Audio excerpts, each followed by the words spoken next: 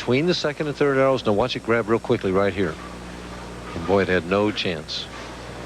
The 4, 6, 7. He's going to throw hard and straight at 4, 7. Hope something bounces out. Oh, it almost did. All right, Palombi with an open. I had a chance to talk to him about winning here in '88 and what it meant to him tonight. Yeah, I always look forward to coming here to Rochester. This is the first year I've done really well since '88. I think 2 reasons I bowl well here. One is the fact that the lanes usually play similar to what I play on back at home, somewhere in the track, which I'm very comfortable with. And also, this tournament is always after a layoff from the tour, and I come back fresh and ready to bowl again. Solid week all week long. Finally got it into the pocket on the left-hand lane and couldn't shake loose of the 7-pin. So it's just been a struggle for both players. They're both bowling in the 180s right now. That open put Palombi behind by 5 pins. He hasn't had a strike since the first frame, so there were a lot of strikes in practice on us, folks, but as soon as we turned the lights on, they've been struggling. And a lot of strikes throughout the week on this pair of lanes. The 5 professionals average. Oh, as Palombi whiffs the 7-pin, they average nearly 240 on this pair of lanes as Palombi misses the 7-pin. You know, he was turning around walking away from this den. He was sure he had made it. He flattens it out and throws it hard and straight right at the 7 with angle. Now, he's confident right now it's going to run over and get the 7-pin, and it just doesn't make it. Roger Bowker looking at an excellent opportunity and takes advantage on the double. Playing much further outside on the right lane. Now, you talked about 2 different balls. He's using 2 different angles. Well, it's funny. Butch Soper's one of his best friends, and Butch loves to play the outside line. They were talking about that when you and I were out there watching him in practice, and Roger went out and threw some shots there and said, you know what, this is plan B on the right-hand lane. And you see how far on the replay that ball came back from the outside to get the double. Could lead by 36 if he strikes here. More speed on the left-hand lane and a beautiful strike. So Roger Bowker tuning in to this championship round pair. Bowker with his 3rd consecutive strike. He leads by 36. When we come back, he'll look to put away Ron Palombi Jr. in the opening round of this year's Rochester Open.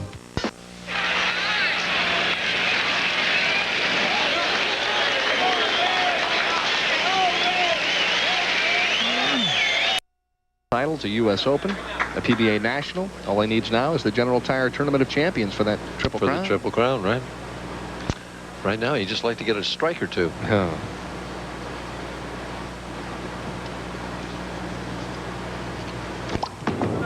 Moved a little deeper.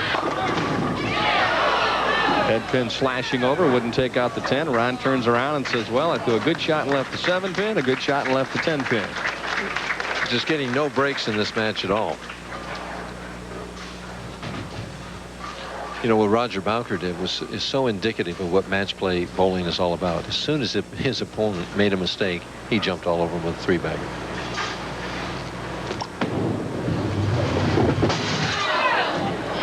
Another open frame for Palombi, who is obviously a bit distracted at this point in time, maybe a little more disgusted than anything else. Well, you miss a 7-pin and a 10-pin back-to-back, you don't win many matches. Especially when you have 1-on-1 in the 7th. Yeah, it's not his best effort. No.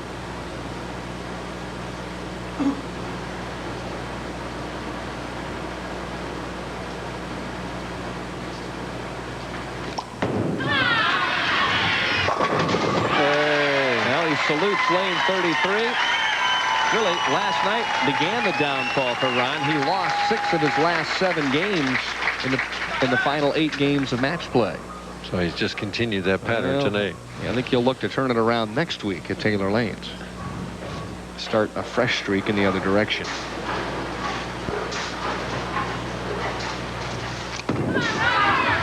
Boy, all the way out to the edge. Doesn't quite make it back. Kind of a safe shot there. Leaves just a 2-pin. As we see it, at the arrows about the 6th board, he got it out to about 1 or 2, and it just wouldn't make it back. Just a little off balance when he delivered that down. 2-pin wiggled, but that was about it.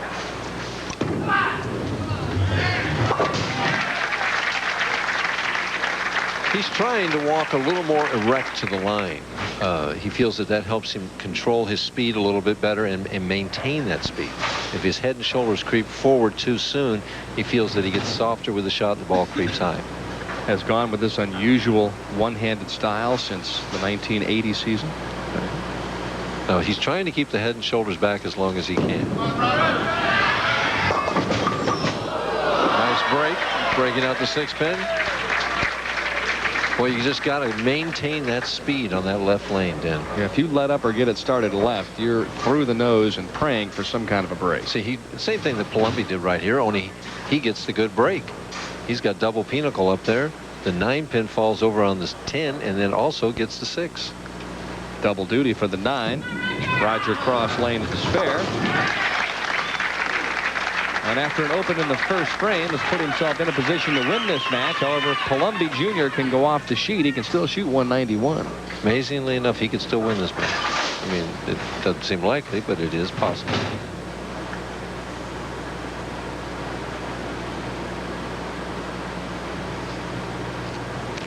Hasn't had a break all night. And that's the way to finish. See, the stroke was just too much of a stroke and not enough speed. He's got to use a little more force to overpower these lanes right now. Tough night for Ron Palombi, who had visions of title number 7. Trying to shoot 150. Yeah. When you need 3 in the 10th to get 150, it's an embarrassing evening. Tough night.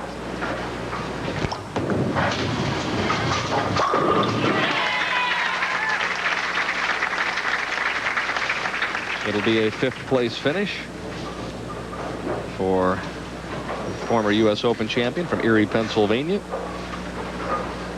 Well, 5th is better than anything else here in the opening week. It's a good check.